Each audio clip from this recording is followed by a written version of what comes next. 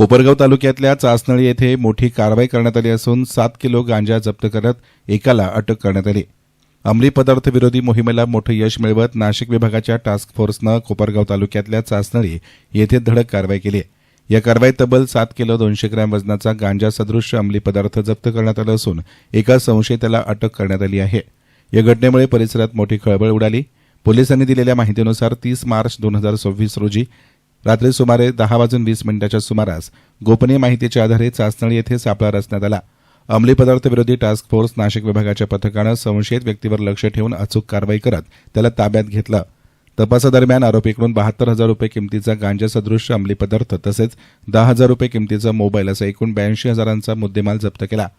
या प्रकरणी अंमली पदार्थ विरोधी टास्क फोर्सचे कर्मचारी किरण चुनीलाल निकम यांच्या फिर्यादीवरून कोपरगाव तालुका पोलीस ठाण्यात गुन्हा दाखल करण्यात आला आहे। अटक करण्यात आलेल्या आरोपीचं नाव मनोज हरी माळी, वय वर्ष 35, राहणार जगदंबानगर, चासनळी, कोपरगाव असं असून त्याच्यावर एनडीपीएस कायदा 1985 अंतर्गत कारवाई करण्यात आली। सदर कारवाई अंमली पदार्थ विरोधी टास्क फोर्स नाशिकचे पोलीस अधीक्षक गुलाबराव पाटील यांच्या मार्गदर्शनाखाली पार पडली आहे। पुढील तपास कोपरगाव तालुका पोलीस निरीक्षक संदीप कोळी यांच्या मार्गदर्शनाखाली पोलीस उपनिरीक्षक कमलाकर चौधरी हे करतायत। यस्तान मीडियासाठी प्रतिनिधी युसुफ रंगरेज, कोपरगाव।